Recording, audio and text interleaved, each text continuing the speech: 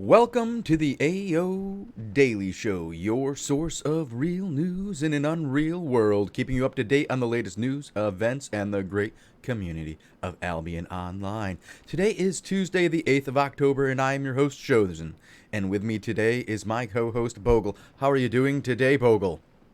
Good morning, sir. I'm doing quite fine. How are you? Good. I was a little concerned. I wasn't sure if you were actually going to be there. You've been muted for a while as we started the stream a little bit early with the dev talk, and yeah, I wasn't sure if I was going to say hello and you were going to be there, but you're there, so all is good. All right, so let's see, Bogle, what do we have on our show today? I know it's Newbie Tuesday. How do we do this today? Well, before we go into the newbie topics, which today is going to be zones and the new map from a new player perspective, I suppose, we do have a few PSAs and reminders, and actually a bit of official news that we need to get through because that's how the show starts, I That's suppose. how the show goes. So first things first, let's talk about what we just showed on the screen.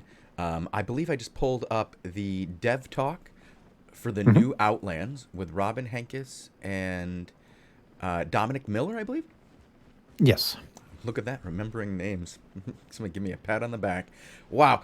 Yeah, this was a pretty good dev talk as we didn't get a whole lot of new info for some of us who are really like on the ball. Like I know there are a few players out there who spend a lot of time really just dissecting this stuff. But for the rest of you guys, for Newbie Tuesday, guys, this is a pretty informative dev talk. And if you weren't here just a few moments ago while we were just showing it off, please go check it out. We will leave a link in the description and we will send a link in chat. It was very good. And we're going to spend part of today talking about this and how this update will affect you newbies specifically. Well, let's not say newbies. Players who don't go to the Outlands yet, who spend their time in the Royals. How will this affect you guys in the Royals? Yes, sir. But let's check off the two items I have here on my little note list that are newsworthy for not only newbies, but I think for everybody. Um, let's start off with the message by Altharian, where he responds to the question in regards to season endings and the future, or rather what will happen between the end of this current season, which will end in, I don't know, about 2 weeks, right? Yeah, about 17 days, yeah. a little bit longer than 2 weeks, but not much. It's, And the beginning of the next season, or what the next thing is going to be, because there were some discussions as to whether or not we would like to see a whole season, which would typically take 3 months. But then if you think about that scheduling, that would sort of overlap with when the next big update should come out. And then he sort of went into the details there and said, we are currently in the middle of finalizing our plans for the next season. The next content update Queen will arrive either around the beginning of December or mid-January, depending on how production proceeds. Given the complexity of this update and the difficult scheduling around the holiday season, we cannot commit to a specific date at this time. But we are working on locking the final date down. We'll announce detailed plans as soon as we're confident in the final date. But for now, here's what we can announce. Season 7 will be followed by a transition season, which will last either a few weeks in case we launch this year, or roughly 2 months if we launch in January. The rules and rewards of this season will depend in which timeline we end up. So we really can't go into more detail at this time. Stay tuned for a little longer as we finalize the schedule. So it looks like there's a, how do I say this? There's a good chance this will be out. What do we want to say? Soon TM? Is soon TM? Is that okay for us? Will we get in trouble for using that? Is that? No, I mean, I it's don't know. trademarked, right? It says TM, but I don't. I mean, in practice, that means we know that they are hard at work at figuring this out right at this moment, right now. And I mean, we are a little bit plugged into the whole schedule and how things might, get released. And that's the message we have as well, right? Very busy. Yes. Very busy with Keen. Don't talk to us. Talk to us once we figure out when we get Like stuff we done. are trying very hard to get this interview with Robin. It sounded like we were going to have it on Monday, but he's so busy right now because they are really working in their. What is the word we would use for this? I think crunch time is the one you use. Okay, yeah, we'll use crunch time. I was going to say what are they working off? I would say that they're working off all the tapas for sure. They're all losing a little bit of weight. They're all probably going to have some bags under their eyes, and they are going to hibernate through the month of December if they get this thing out on time, and I do hope they do. I know they are under a lot of stress, and they really want to get it out for you guys. They are big fans of you guys, the players, and they definitely want to make sure that you guys have this for your winter break and can enjoy this new content. I was like, there's so much more than a map, Bogle. Yes, but when it's time to talk about that, it will be that time at a. Not today. Not today. Yeah, but we will. But today, well, let's see. We do have one more. Let's get that one more news bit out of the way. The map size, because they do this. We're talking about the map today, so I guess this is right along what we're talking about, the map, because that's what we're going to be talking about today. This is the map size, and Korn gives a little bit of information on the map size. And he says the new Outlands will have about the same number of zones in total as the old ones, around 300 in total. I believe Funstealer counted them all. And he said it's like 294 or something. I'm not exactly sure, but it's not Funstealer. It's Lord Silva made Lord this little Silva. graphic. If you scroll a little bit up, it's based on the work in progress map we see in the video. Is 298. 298. And I think Funstealer was the guy who just summed up the current holdings of some of the alliances, and there you have like a few more. Yeah, because that includes some royals as well on it. But the big question in terms of size still remains whether or not the zones will be the same size as they are now, meaning that whether or not this is even comparable, right? Right. If the zones have changed size, each tile has changed size, it doesn't matter how many of them there are. It does. It matters how many there are. That is also affected. It's like two different variables to say how big is this new map? How big is it compared to what we are used to? What are we really getting with it? So personally, I would guess that it's roughly the same size because there are some technical considerations. And I would assume that they were sort of trying to get the biggest possible, sort of, maybe. I might be totally wrong, but well, I don't know. Well, I think maybe each tile they were maybe. I don't know. I don't want to actually. We don't really want to go into this because here's the thing: Sure. is we are about to get more information on this soon, and I know that it was more important for these tiles to have, like tactical importance, and each map to have a better layout, as you can see in some of the newer tiles that they made for the royals when they did the new. Tutorials, and this was very important. So I don't think that they went and did something, like where they just said, let's make it as large as possible and size is important. I believe that shape and usefulness is more important than just pure distance to traverse. But we will see soon. But that's not what we're here to talk about today, Bogle. We're talking about how do these new maps affect the current player base that is still in the Royals. Those players who have yet to make the adventure into the Black Zones. Those guys who said, you know what? I'm making my home here in Carleon. I'm making my home in Fort Sterling. I'm going to be a bandit. I'm going to be a pirate, or I'm going to be a traitor, or I'm going to be the police of the red zones, or I'm just T4. For those guys, that's who we're going to talk about today. Okay, so first situation that I think we need to clear up is, do you expect these people to know the difference between, the different zones? Do you expect people to know the difference between the Outlands and, the areas around Carleon and the areas around the starting cities? Or would you want to explain the different zone types very briefly? The very basics of the zone types. Let's go over that really quick. So if you're just starting out, you're going to be starting out in what we call a blue zone. A blue zone is a tier 3 to 4 zone.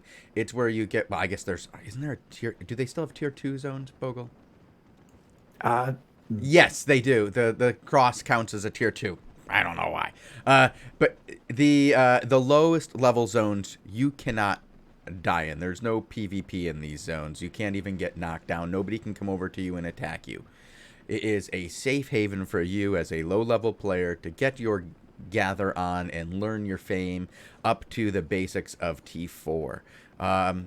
As you get more adventurous, as you get into that T4 where you start to learn how to use different gear types and specific gear and go into each specific branch, yes, then you can venture on into what we call the yellow zones, the T5 zones in this world, where PvP begins. In the yellow zones, you can be knocked down to your knees, and a bit of damage will be done to your gear. You will have to pay a little bit of silver penalty as your gear is damaged, and you will have to repair, unless you're lucky enough to pick up your silver right off the ground.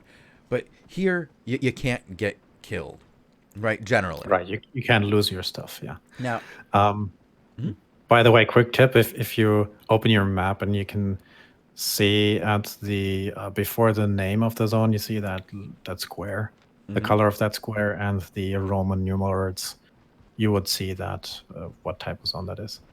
And Shozen has it open right now on screen. You see also the type of resources that are in that zone if you open the map.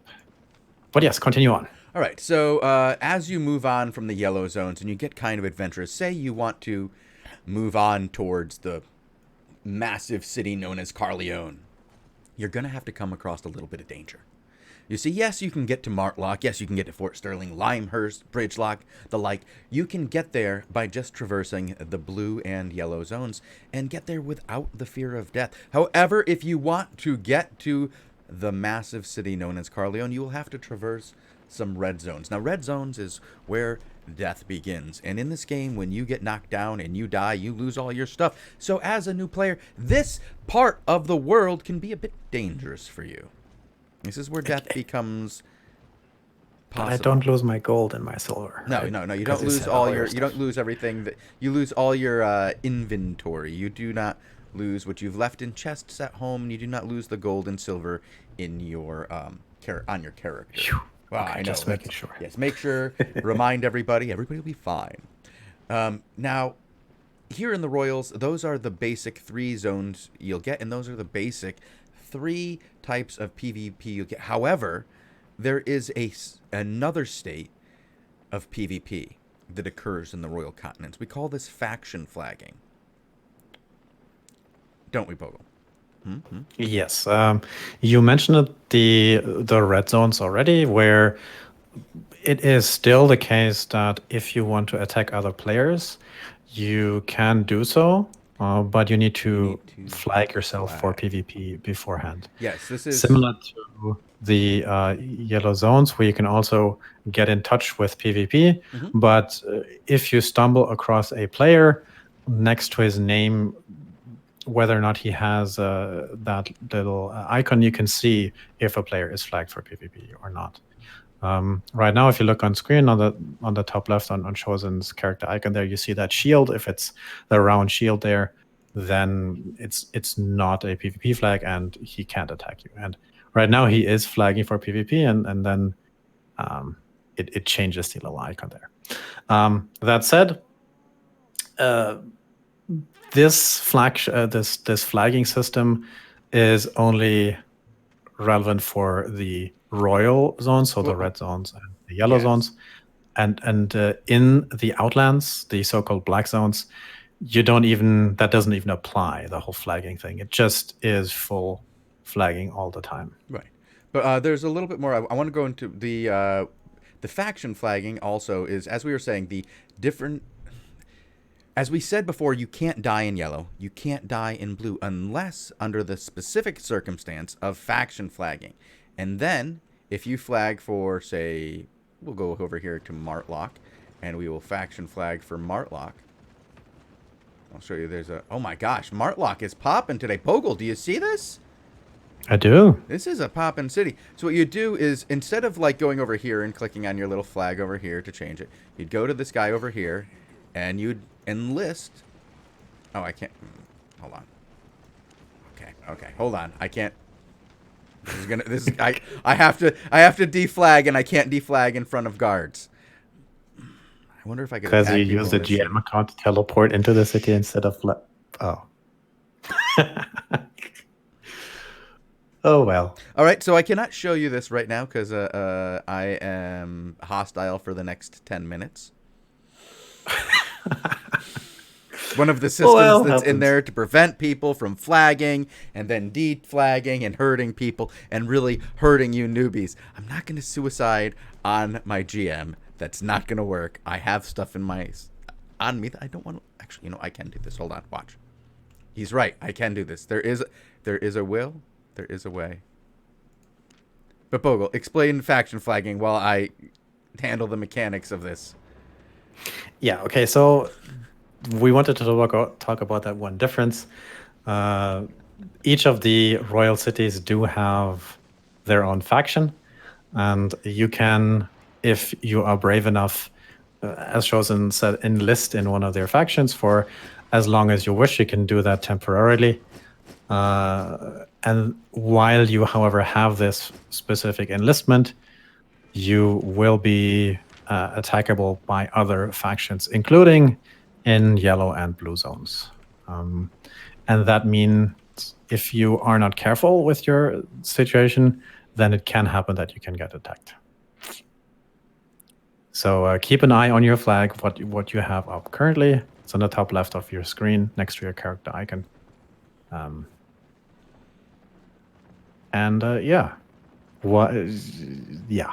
So now you sort of know what zone you are in. You sort of know whether or not people can attack you, and you sort of know what areas are how dangerous.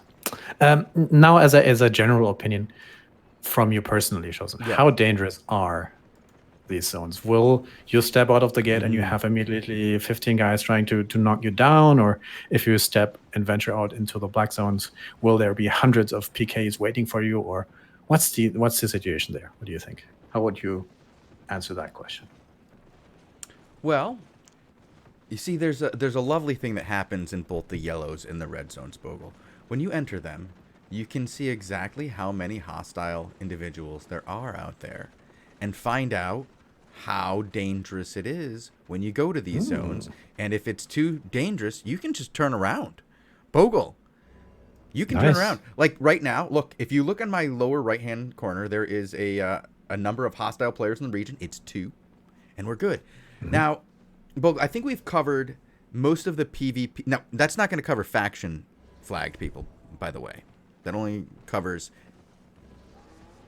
hostile flagged players, not the faction flagged hostile players. Now, we'll go over faction flagging in more detail on another Newbie Tuesday, but we want to get to how the new map changes some of this around. And it doesn't change these specific things around, but it changes some of the things that you're experiencing currently.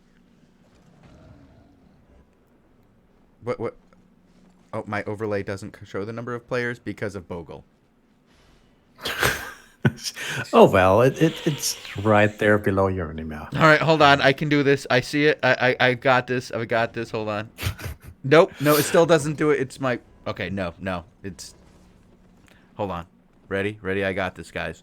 Down here in the bottom right corner, you can see the number of hostile players in the bottom right. Like, oh my gosh, I feel like I'm a professional today. Now I know how Joe Rogan feels when he has to pull something up instead of Jamie. It's ridiculous. It takes like 20 minutes. They got like 7 phones out. They're all a bunch of goons. Oh my god, Bogul, we need a Jamie. So, as I was saying, how do the new changes affect new players who now have decided they're going to PvP, and how does it make things different? Well, a lot of you may have decided recently you're going to move to Carleon because you've gotten up to that level T5, T6, and you want to start playing around Carleon. One of the things that's going to happen when this new map goes is that Carleon is going to change drastically as to who lives there. All the people who currently live in the black zone, or play mostly in the black zones, and currently live in Carleon, are going to find that they're going to want to move out, because in Carleon there's going to be no more portal, Bogul. No more portal to the new continent. And all these guys are going to migrate their little PvP butts over to Martlock and Fort Sterling and Limehurst and the like. And it's going to leave Carleon for you guys. And why are you going to want to be there, you may ask? Well, if you're a Red Zone player now, you may engage in certain types of PvP, you may engage in certain types of trade. And some of the types of trade and PvP that will exist there, for one, are trade-wise, specifically, the black market is staying in Carleon. And it'll now be an even more lucrative proposition, because with so many crafters moving out of Carleon, a lot of the materials that come in will have been transported to there, which will drive the cost up, I believe. It's going to become very interesting to see what happens with that market in the black market. Now, but there will still be PvP around Carleon, right? Because they, as far as we know, well, 2 things. One, we don't exactly know their plans for the areas around Carleon, except for they want to quote-unquote buff them. The PvP area around Carleon, however, will still remain red. So PvP enabled, so it won't be just another quote-unquote blue zone. It will still be sort of dangerous. It's going to be, like they said, it's going to be the highest level areas are going to be those areas nearby to Carleon. I don't know if it'll be the portal zone right outside, if those are going to be the new T8s or some nonsense like that. I don't think they'll be T8, but whatever the highest zone is in the red zones. I don't know if those will be right outside the gates, but they'll be close by. It's going to be very interesting to see how this works, with this idea that this is going to be the new, as somebody said, like the pirate hub or the rogue hub, if you will, of the royal zones, and where all the gankers live. It might be where you can get in without faction problems. I think it will be tuned towards like solo and small scale gameplay, whatever that means, though. But I believe it'll be very PvP oriented around it, which would be interesting if they allow, say, a lower reputation rating to be allowed into. What is reputation? Oh, so Bogul, do you want to tell people what happens when you do nasty? Well, maybe I'll tell one of my least favorite stories of all of Albion. Back in Beta 2, I was in a gank. Actually, this was Beta 3, wasn't it? This is the beginning of Beta 3. This was Beta 3. I was in a gank guild called Pony and Friends. And what we did all day long was just gank people all day, just nasty, just loved it. We loved it. It was just the most fun I've ever had. I did it with this guy Roselia, who's one of the best PvPers in the game, one of the balance testers. You can go watch his fishing videos. And then one day, it was the 1st of April, which for many people around the world is known as April Fools. And it was a Saturday. It was a Saturday on April Fool's Day. And the CEO makes an announcement that they're implementing a new thing called reputation. And that if you are involved in PvP, or had been involved in PvP, meaning the people who had already killed people, would, if you had bad reputation, you would be banned from the royal cities, right? Ouch. And I thought they were joking. I thought it was the funniest thing. I even talked about it on my radio show. And then I couldn't go to a royal city for 2 months because of faction and being dreaded. Now, so Long story short, now when you kill people in consensual PvP, you get negative reputation. And if you get too much negative reputation, the cost of things start going up, and eventually you are banned from the royal cities. And it can be a real pain in the ass. However, you can also get good reputation. Royal zones, you mean, right? Yeah, royal zones. Yeah, well, no, you can still be in the red zones, man, but you can't use the yellow zones or the cities. So, as the next thing is you can actually get positive reputation by killing things in the royals. Yes. Mm-hmm. And yes, chat, I did play the game, and I played every single day for like 12 hours a day, and I was mean. And now I get to ZVZ twice a week on Mondays and Fridays. Nice. Yeah, it's a huge decrease in my playtime. It's kind of sad. But onto how this affects new players. Bogul, the reputation system is clearly tied to these gankers, and we were saying that I'm thinking that they'll start to allow people to, with the higher level zones right around Carleon, and the gankers being allowed in Carleon to create a new way of life to increase their joy for ganking. Yeah, I do. I do. Joy for ganking. Yeah, but you're not saying that you're doing any sort of changes to the reputation system. No. The reputation is I just wanted to explain how the reputation works and how soul crushing it was for me as a ganker, and craft. Well, I wasn't crafting at the time. I was just selling other people's stuff. But back to my initial question. Yes. Because I know there are a lot of people who are worried about the dangers of quote unquote PvP zones, and you sort of said that yes, there are gankers. You were part of a very successful force. You can sort of estimate the danger if you look at your minimap in the Royal Continent. That estimation of danger doesn't apply to the Outlands, right? There is no counter there. You still can see the blobs, the red things on your map. That means there's a lot of players in that spot. But again, my question, if you step out your foot into the black zones, do you immediately get sniped if you have no friends? No. But black zones? Just PvP zones in general, because red zones, people don't because really... you have a really good idea of what's going on. Black zones is a little bit different. And black zones can be dangerous, but you do have a little bit of a buffer when you get there. When you do go through the portal initially, you have a little bit of time that you can go right back through the portal. You got your bubble, you got your buff on you. You can go back through and choose a different portal. But unless you attack somebody, right? If you lose your bubble and you get, hostile, then you're stuck there. And just like any other zone, you can't zone through when you're hostile or when you've attacked somebody or under attack. It can be really brutal. Now, in the new map, one of the things they're doing to make the transition to the black zones a little bit easier is, instead of each city having portals to very distinctly different areas around the map, they're going to have 3 portals to one clustered area. And so they'll have 3 portals, one zone apart from each other. So if your zone that you pop into is camped, you can go to another one or to another one. And that'll be good for everybody, not just new players. But the changes specifically for new players here is I think we're going to see a lot more transporting going on back and forth. And this will be good for new players, as it gives you an easy introduction to PvP.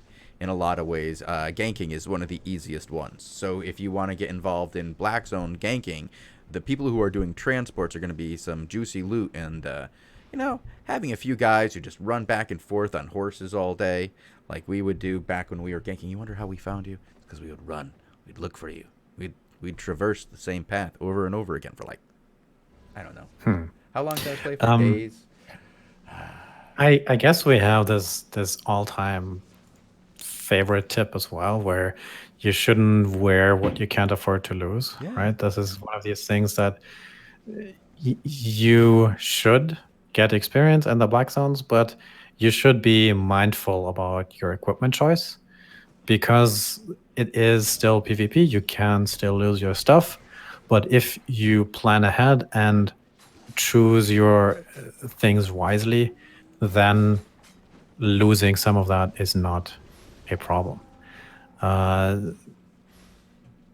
Sometimes I read these posts about like, oh no, I lost all my stuff, and then it's like, oh well, too bad, but expensive. Well, that's the difference between a new player and a veteran player. A new player is somebody who has to go, this is what I can afford to lose, and this is what I should take out into the world, and I shouldn't lose anything else. A veteran player has found other players to mooch off of, also known as a guild or alliance. And what they do is they go and buy the most Gucci gear they can possibly get. They dye in it in a ZVZ wipe and Torrid Trow, then take screenshots and report it through the website. And there they go, get their stuff replaced, just like any good. Wait, so you're saying you should join a guild so you get free stuff? Oh yeah, What? That is my number one advice to new players: join a guild, get free stuff. Yeah, 100%. Do you got better advice than that, guys? Anybody got better advice than join a guild, get free stuff? I would like to hear it.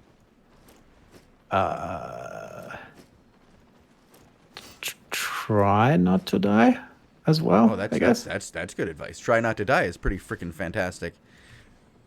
Yeah. Now I will say, as a veteran player, one piece of advice I have to give you guys is don't do what you see me do. I ride a horse into battle every day. Horse is probably not the best choice for ZVZ or PvP, but I got to do it because I got to ride that pony. You're on a donkey. Well, right now I'm on a donkey. My GM doesn't have a pony.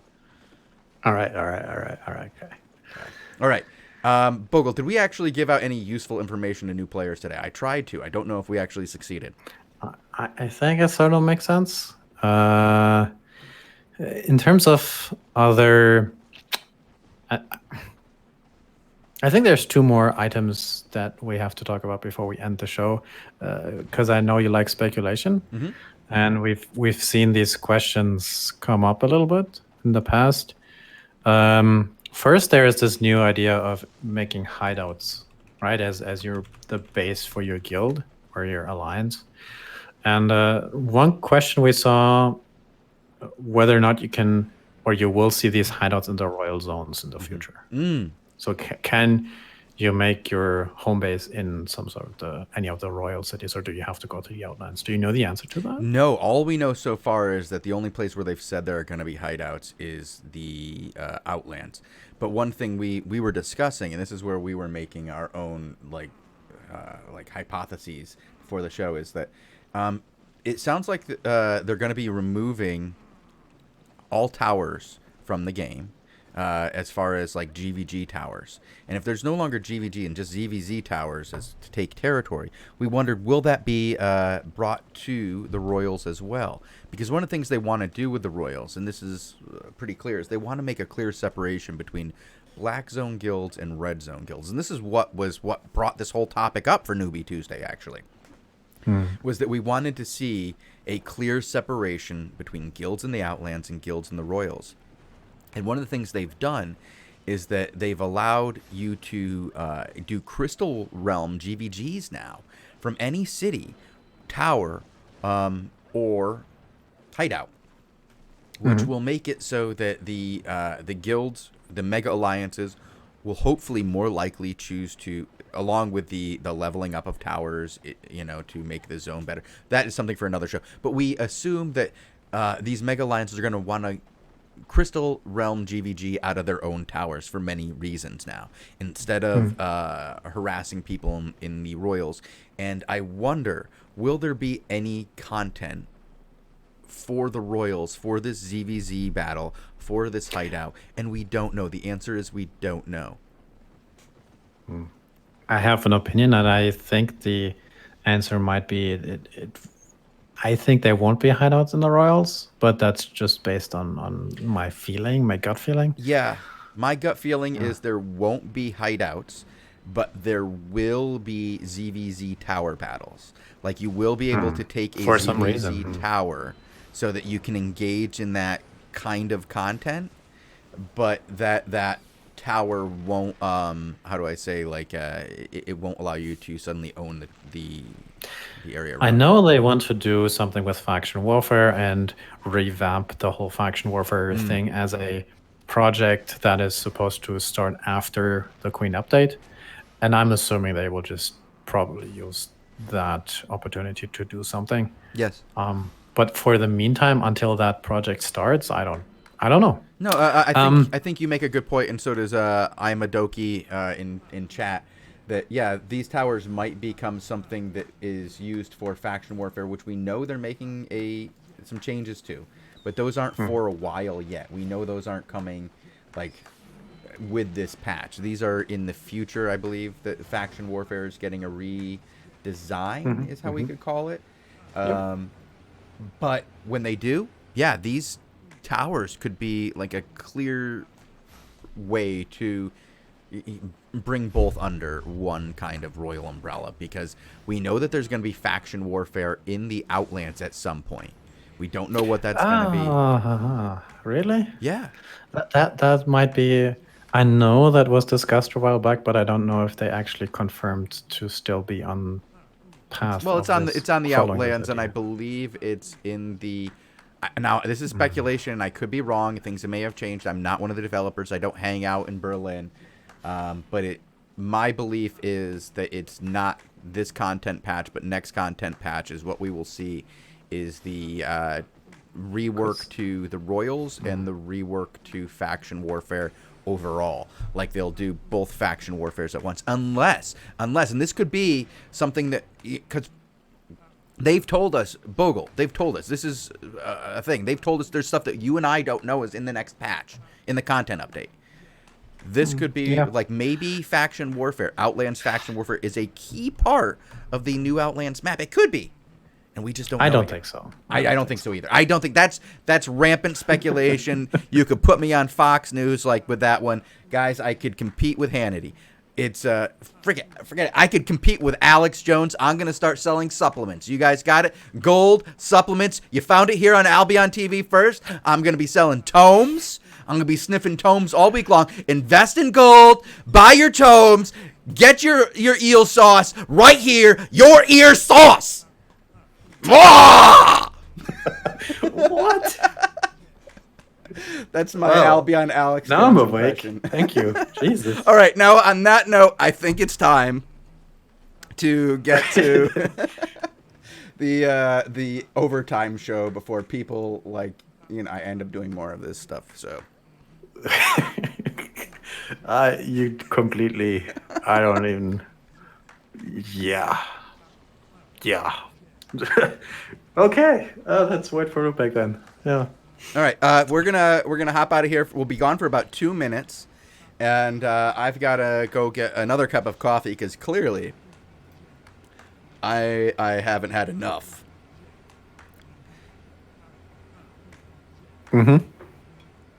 But where can you find us?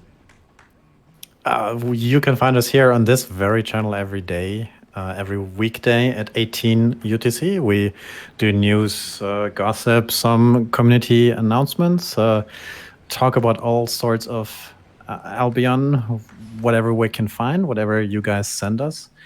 And then on Tuesdays, Wednesdays, and Thursdays, we have Albion Live following this very show, where we look at the live Crystal GVG action and follow that up with some normal GVGs that happen at the 20 UTC time slot as well. So about, in total, what, 2.5 hours of show? 2 hours of show? Yeah, 2 hours.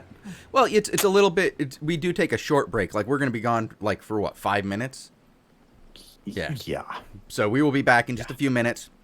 But yeah, Monday through Friday right here at Albion TV on Twitch. Or no, that's not what we are.